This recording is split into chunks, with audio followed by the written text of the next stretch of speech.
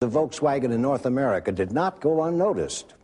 Across another ocean, Japanese car makers saw an opportunity in the small car category the Beetle had created. And beginning in the mid-60s, the major automakers of Japan responded with low-cost small cars that vied with the Beetle for the affections of cost-conscious Americans. But the design philosophy of Japanese cars was different. The demanding German market prized durability, a simple, honest design and high-quality materials more than a low price. By contrast, Japanese cars tended to be more market-driven. They were constructed to meet a price and to provide obvious features that appealed to the mass buyer. In America, the stage was set for a confrontation between the European concept of an automobile versus the Far Eastern one. The turning point was 1974. The oil embargo and the first energy crisis precipitated a rush to buy economical imported cars. Lowered national speed limits put a premium on style rather than performance. The available Japanese cars were styled and designed like flashy miniatures of American models. They quickly took advantage of demand.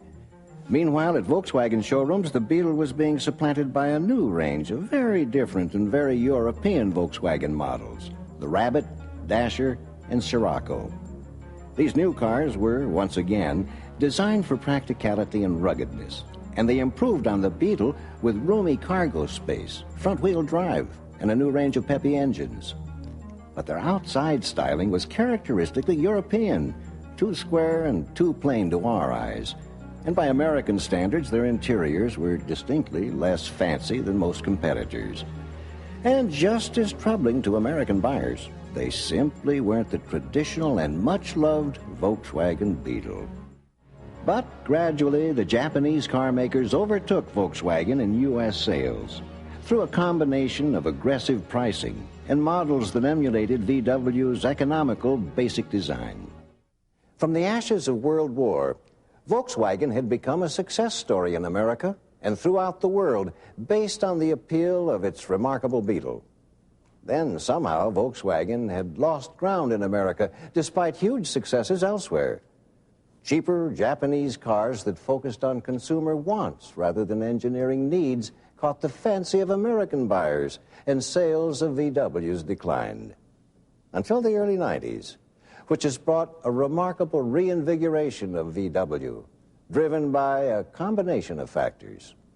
For one thing, what Volkswagen consistently provided, a distinctively European driving character, has now become what American buyers want. Simultaneously, a social revolution in Asia has created demand for better wages and less work time.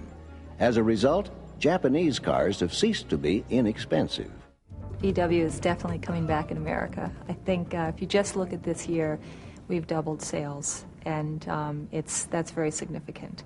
And we're all very excited about that. And the reason we've doubled sales is because we have great products out there, and they're meeting consumer needs.